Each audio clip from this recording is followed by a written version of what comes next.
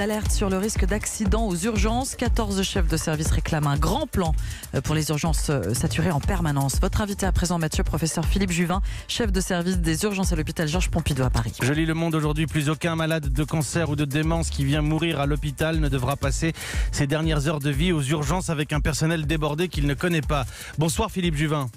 Bonsoir. Merci beaucoup de répondre à nos questions ce soir et de nous parler de cette tribune collective à lire dans Le Monde datée de demain. Vous soulignez plusieurs éléments essentiels pour ce qui est des urgences. Le gouffre se creuse entre les besoins et les moyens. Je lis des extraits de votre tribune. Vous rappelez que les urgences pallient les carences de la médecine de ville, mais surtout, Philippe Juvin, vous faites des propositions. Des propositions, par exemple, filtrer les accès aux urgences et les conditionner pour des patients qui auraient passé un appel auparavant. Oui, nous pensons qu'il faut que le système s'organise. Or, aujourd'hui, il n'est pas organisé. Et un des éléments du système que nous proposons, c'est que les gens téléphonent au SAMU Centre 15 avant de venir aux urgences. Sans quoi ils ne pourraient pas rentrer, sauf évidemment urgence extrême. Évidemment, sauf urgence extrême, ou si tout simplement les gens n'ont pas le téléphone. Il y a parfois des gens qui n'ont pas le téléphone. Mais dans la plupart des cas, les gens devraient téléphoner avant de venir. Vous comprenez bien qu'aujourd'hui, les urgences, c'est le seul endroit qui est ouvert 24 heures sur 24 tous les jours.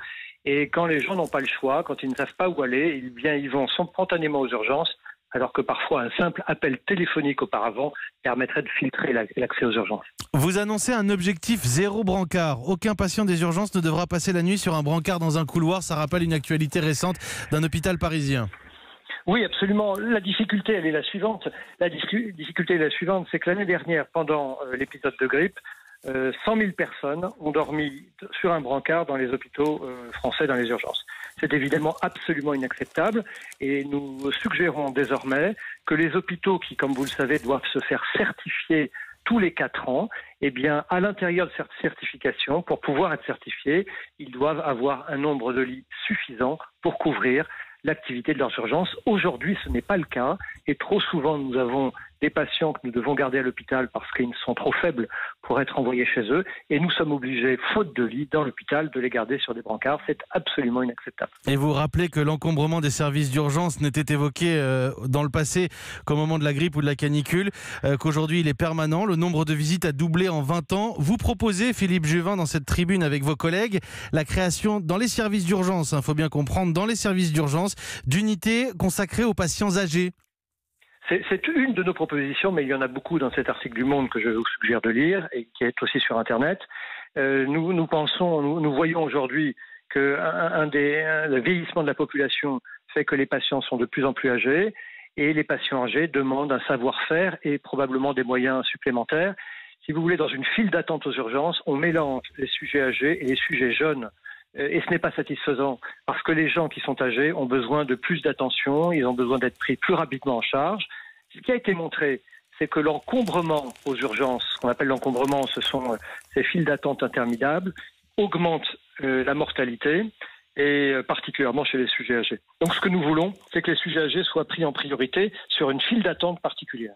Philippe Juvin, dans cette tribune, vous proposez par décret d'instaurer une nouvelle règle, que les services d'urgence qui ne respectent pas les normes que vous aurez fixées ferment.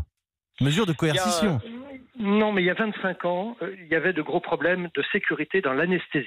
Quand vous étiez opéré, il y avait des gens qui mouraient sur la table d'opération parce que la sécurité de l'anesthésie n'était pas satisfaisante. Et puis en 1992, il y a eu un décret sur la sécurité de l'anesthésie qui a obligé les hôpitaux, par exemple, à s'équiper de salles de réveil, par exemple, à mettre un anesthésiste par bloc opératoire. À l'époque, les anesthésistes couvraient plusieurs blocs opératoires et quand arrivait un accident, il n'y avait pas de réaction immédiate. Eh bien, ce décret a considérablement augmenté la sécurité au bloc opératoire. Nous voulons la même chose pour les urgences.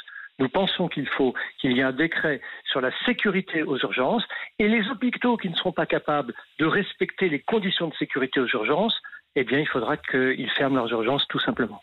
Merci beaucoup Philippe Juvin. Merci d'avoir détaillé pour les auditeurs d'Europe 1 cette tribune collective signée par 14 chefs de service qui réclament un grand plan pour les urgences saturées. Philippe Juvin, chef de service des urgences à l'hôpital Georges Pompidou à Paris.